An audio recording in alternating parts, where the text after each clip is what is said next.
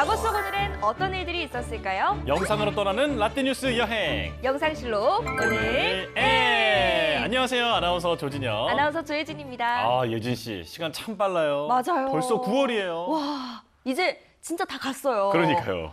와, 아니 근데 아직 좀 덥긴 더운데 9월 하면 또 가을이 오는 달 아닙니까? 그렇죠. 네. 독서의 계절, 낙엽의 계절, 낭만의 계절. 이제 무더위를 이제 막 벗어나는 시기라서 체감하기는 좀 어렵지만 그래도 선선해지는 것 같긴 해요. 맞아요. 또 하나 있죠. 외로움의 계절. 예진 씨는 9월, 또 가을 하면 떠오르는 추억 있나요?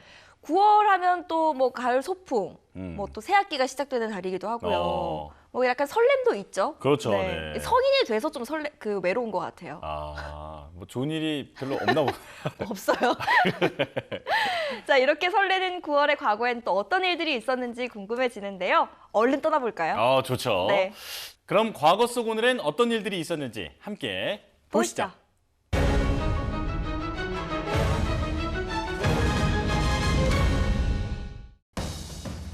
제2차 세계대전이 한창이던 1941년 9월 8일 나치스 독일군의 기나긴 레닌그라드 포위가 시작됐습니다.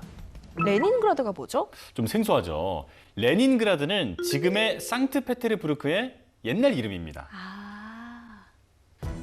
독일군은 이날부터 1944년 1월 18일까지 무려 900일 동안 레닌그라드를 둘러싼 채 공격을 계속했는데요.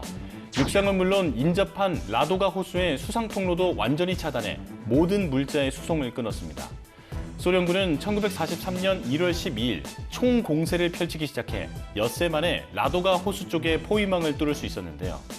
하지만 이듬해인 1944년 1월이 돼서야 독일군들을 이 도시로부터 멀리 쫓아낼 수 있었습니다.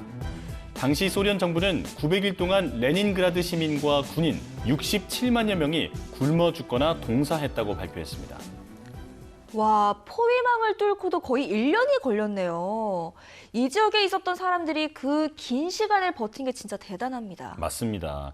히틀러는 당시 사람들이 굶어 죽도록 내버려두는 작전을 펼쳤는데요. 독일군에게 포위당했던 그 긴 시간 동안 시민들은 겨울을 나기 위해서 목조 가구나 건물을 장작으로 쓰기도 하고 가죽으로 만든 가방이나 신발을 끓여서 먹기도 했다고 합니다. 야, 정말 처절했네요. 네. 그리고 900일간의 봉쇄 기간 동안 독일군은 공중폭격만 10만 7천여 발, 포탄 14만 8천여 발을 레닌그라드에 쏟아부었다고 하는데요. 거의 하루에 300발꼴로 폭탄이 날아들었던 거죠. 그리고 비공식 집계로 따지면 공식 집계보다도 훨씬 많은 150만 명이 숨진 것으로 추정되기도 합니다. 이후 소련 정부는 독일군에 맞서 싸워 주권을 지킨 레닌그라드에 영웅 도시라는 호칭을 내렸는데요. 현재 이곳은 극한의 상황에서도 끝까지 저항한 그야말로 거칠 것 없는 자유를 상징하고 있습니다. 그럼 이번엔 2002년으로 가볼까요? 이창동 감독의 영화 오아시스가 제59회 베니스 영화제 경쟁 부문에서 감독상과 신인 배우상에 영예를 안았습니다.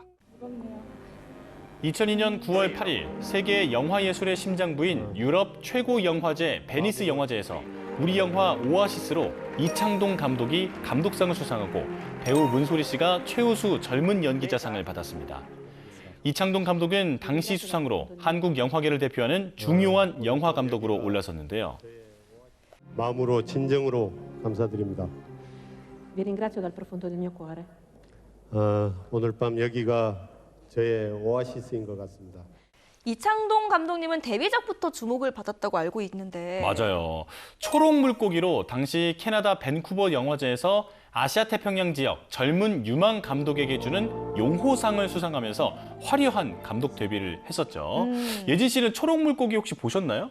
아니요. 근데 어떤 내용인지 궁금한데요?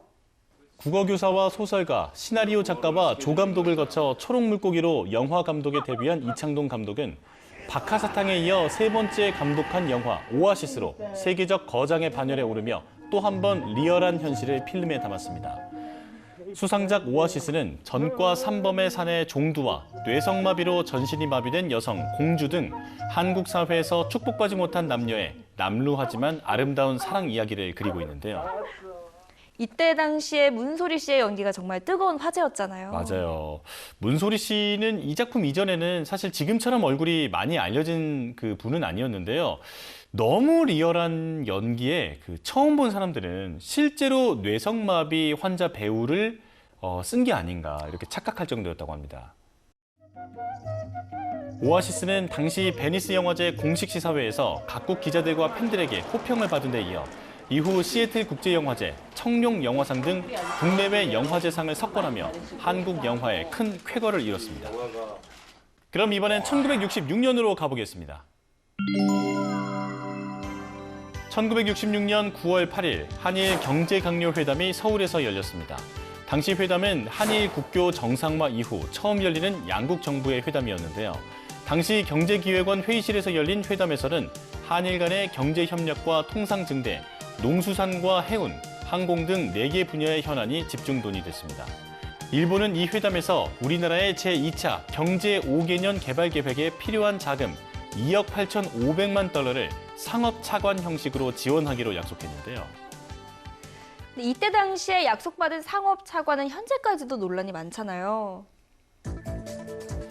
그러나 당시 개최된 한일 경제강요 간담회에서는 구체적인 사항에 대한 합의를 이끌어내지 못했습니다. 이후 두 나라는 한일 경제강요 회담을 확대 발전시켜 1967년부터 한일 강요 회담을 개최해 이야기를 이어갔습니다. 이뿐만 아니라 9월 8일의 또 다른 과거를 살펴보면요. 1975년엔 아시아 태평양 지역 민속예술제가 개막하기도 했습니다. 여기에 이제 세계 여러 국가들이 참여한 거죠? 맞아요. 인도, 네팔, 필리핀, 태국, 피지 등 아시아 태평양 지역 10개국이 참여했는데요. 민속 무용과 민속 음악, 민속극 이런 서로의 전통 예술 공연을 통해서 국제 문화를 교류했습니다. 의미 있는 행사였네요. 그리고 2005년에는 세계 장애인 수영 선수권 대회에서 김진호 선수가 배영 200m 세계 신기록으로 금메달을 땄는데요.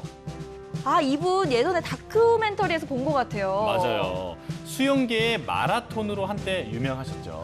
맞아요. 기억나요. 마지막으로 2016년에는 야구 해설가 하일성 씨가 자신이 운영하는 사무실에서 극단적 선택을 한 일도 발생했습니다. 안타깝네요. 이분 야구계의 큰 별이셨잖아요. 맞아요. 고 하일성 씨는 1979년 동양방송에서 야구 해설을 시작으로 전업 야구 해설자로 활동했는데요. 2006년부터 2009년까지 한국야구위원회 사무총장을 역임하기도 했습니다. 자, 이렇게 오늘도 열심히 과거 속으로 달려봤는데요. 영상실록으로 만나본 오늘의 과거, 여러분은 어떠셨나요? 그럼 다음 시간 더 알찬 이야기로 만나요.